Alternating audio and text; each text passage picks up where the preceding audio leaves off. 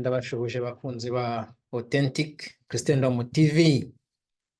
Ni ukuvuga ngo ubwami bwa Kristo butarimo itekinika ry'abanyepolitiki. Uyu munsi rero ni itariki mbi cyane mu mateka y'abavuga ikinyarwanda, cyane cyane abari mu Rwanda ku itariki ya 6 z'ukwa kane muri 1994 ndetse n'abarundi, kuko niyo tariki nyine inkotanyi zarashe zishe Perezida Habyarimana na Perezida Ntaryamira w'u Burundi. Ibi ntibashaka ko bivugwa, ariko niho hahandi bizashyira bivugwe uko ukuri kujya hagaragara. Uyu munsi rero ikinzanye aha ngaha ni gufatanya n'abari kwibuka Perezida Ntaryamira w'u Burundi na Perezida Habyarimana w'u Rwanda, kwifatanya n'imiryango yabo ndetse n'abandi bose bagezweho ingaruka n'abari muri ya ndege, imiryango y'abari muri ya ndege bose, ndetse n'abandi bantu bose bagezweho ingaruka n'intambara yatejwe n'abarashe iriya ndege.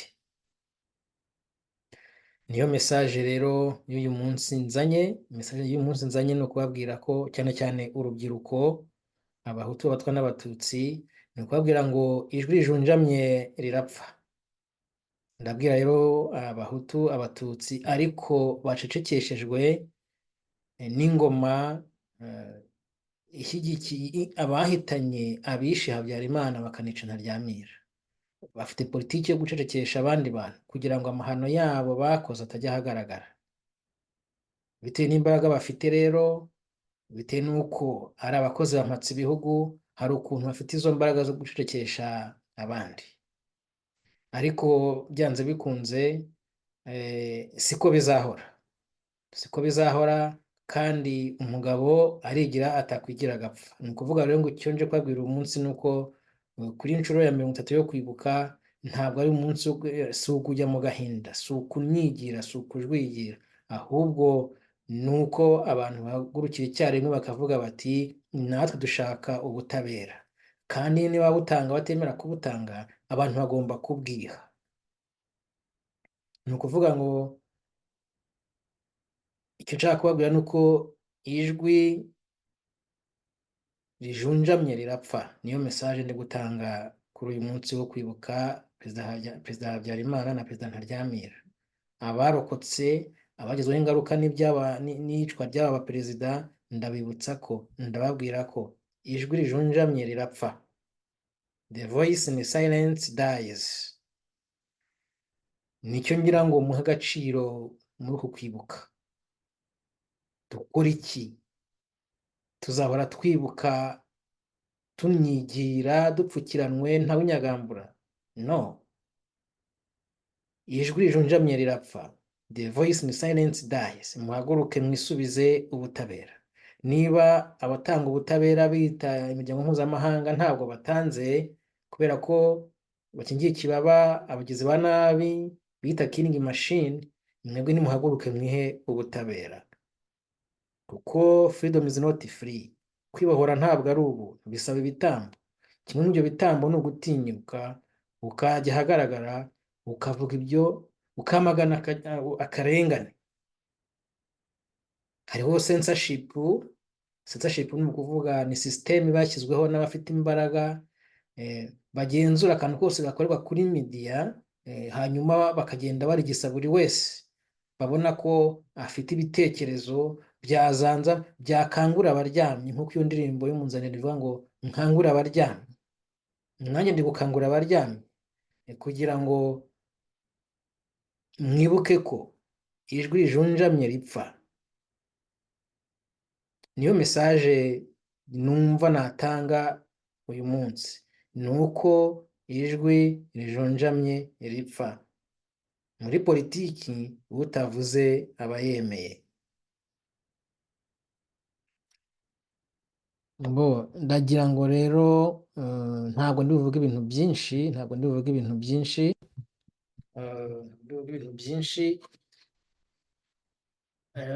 reka ncane buji.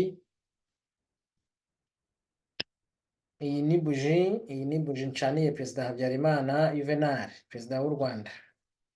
Nyicanye ngo uru rumuri rube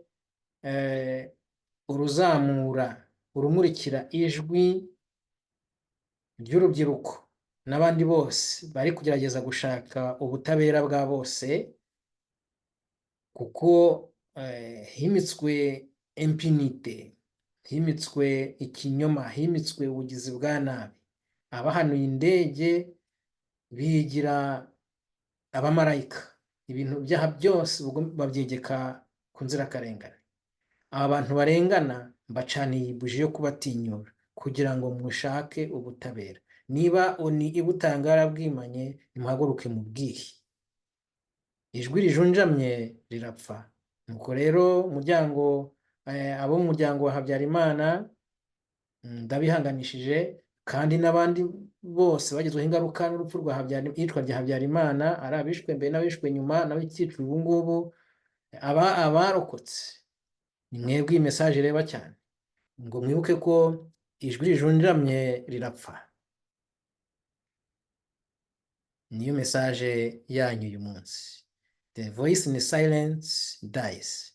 Imyaka 30 muri silence ni myinshi cyane. Wake up guys, the voice in silence dies. Reka ncane buji ncanire Perezida Ntaryamira Uburundi.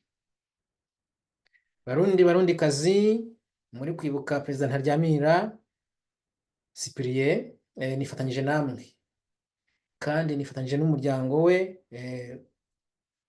ndetse n'abandi bose bagizweho ingaruka nyine n'iyicwa rya Perezida Ntaryamira. Icyo mwakwibuka mugomba guha agaciro nuko intambara iri muri Kongo niyo yahitanye Ntaryamira. Iyo ntambara niyo igikomeje. Iyo ntambara niyo iherutse kwicirwamo abantu mu Gatumba. Iyo ntambara ni imwe niyo igikomeje. Niyo mpamvu gushyigikira abazalendo ni ibintu by'agaciro. Barundi kazi, abashaka amahoro nyayo yo mu karere, mushyigikire abazalendo. Kuri munsi rero nyine wo kwibuka inshuro ya 30, message nyamukuru ndi gutanga nuko ijwi rijunjamye rirapfa. Nkaba nashishikariza rero urubyiruko rw'Abarundi ko niba unida itaratanze ubutabera bukenewe, nimuhaguruke mwihereze ubutabera, kuko ijwi ricecetse, ijwi rijunjamye rirapfa. The voice in silence dies. Ndabisubiramo inshuro nyinshi kugira ngo mubyumve. Nuko rero nkuko mbivuze nyine murabona ko intambara iri guca ibintu muri Kongo. Niyo ntambara yaturutse i Bugande iraza ijya mu Rwanda, nyine yica Habyarimana, yica Ntaryamira, irakomeza na n'ubu iracyariho. Niyo nyine yiherutse kwica Abarundi mu Gatumba. Aba rero mbasaba kugira ngo muhaguruke mwisubize uburenganzira bwanyu, mwihereze ubutabera. Niba bagomba kubutanga abitwa abawoni n'indi miryango mpuzamahanga ntacyo bakora, mwebwe nimwisubize ubutabera, nimwisubize ijambo. Indi buji ndayicanira abantu baguye mu nzira ndende, abanyarwanda baguye mu nzira ndende, n'abandi bose abishwe mu ntambara, abishwe mbere y'ihanurwa y'indege ya Habyarimana, n'abishwe nyuma kugeza uyu munsi, abaguye mu nzira ndende. nk'uko ya ndirimbo yabivuze nyine ko yari yo kubabyutsa, nongeye kuzamura ijwi ryo kubabyutsa cyane cyane urubyiruko, kugira ngo mwibuke ko ijwi rijunjamye rirapfa. The voice in silence dies. Iyo niyo message nyamukuru y'uyu munsi nabazaniye. The voice in silence dies. Ijwi rijunjamye rirapfa. Mujya mubona ukuntu inkotanyi zihamagarira urubyiruko kujya kuri media, kujya gutukana, genda bahamagarira kutajya gukora nk'ibyo bakora, ahubwo ndahamagarira kwisubiza ijambo mu kinyabupfura no mu bwenge no mu buhanga. Mwisubize ijambo, kuko ababacecekesha bakoresha ikinyoma. Nimukoresha ukuri kuganza ikinyoma, aho kugira ngo ikinyoma gikomeze kiganze ukuri, kandi ibyo birashoboka. Ntabwo rero bivuge byinshi, reka nsharinga akaririmbo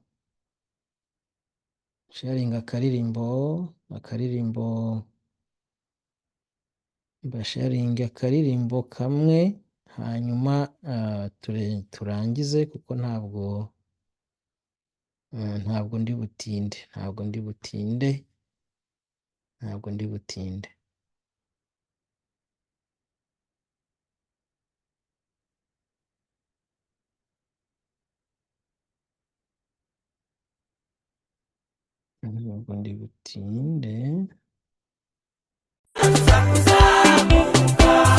Yewe biruhanya tuza kuzamuka, yewe biruhanya tuza kuzamuka, yewe biruhanya tuza kuzamuka, yewe biruhanya tuza kuzamuka, yewe biruhanya tuza kuzamuka, yewe biruhanya tuza kuzamuka, yewe biruhanya tuza kuzamuka, yewe biruhanya tuza kuzamuka, ubwo wigira munini tuza kuzamuka, yewe biruhanya tuza kuzamuka, yewe biruhanya tuza kuzamuka, yewe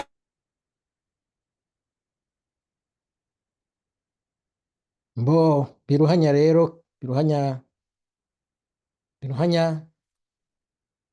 ni se, cyangwa se ni se Kagame na jenoside ye akoresha mu gukandamiza, mu gutoteza, mu gupyinagaza abantu bo mu karere, ntabwo abanyarwanda gusa. Muri Kongo murabona ukuntu abarwandofone bahashiriye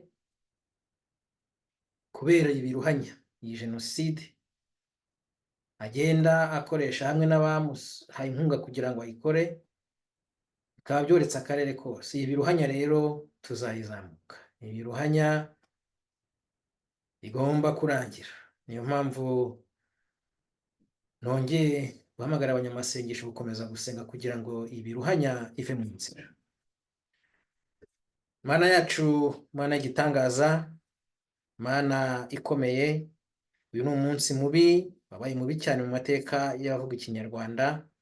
Ni umunsi abantu batagira ingano bagiriwe nabi. Ni umunsi hinjiye icuraburindi mu karere, bizanywe n'inkotanyi zifite umugambi muremure wo kurimbura abantu runaka, kugira ngo abantu babo baganze mu karere.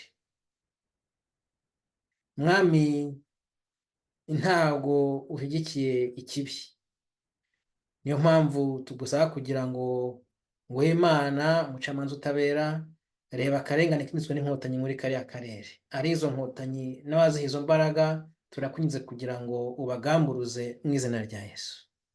Ugamburuza abatera intambara muri Ukraine, ugamburuza abatera intambara muri Gaza, ugamburuza abateza insekirite ku isi. Zana ekiribure ku isi kugira ngo abantu bahumeke ituze. Uhoraho, uyu munsi rero turi kwibuka Perezida Habyarimana na Perezida Ntaryamira. mwami turabasabira iruhuko ridashira, ubahe guturiza mu biganza byawe, imiryango yabo uyikomeze, kandi abantu bose bagizweho ingaruka n'iyicwa ryabo turagusaba kugira ngo mwami ubasubize ubwishyire ubasubize kwishyira bakizana, ubasubize umudendezo bahoranye, bagarura ibihe bya kera, bisabye mu izina rya Yesu, umwami n'umukiza wacu, amen.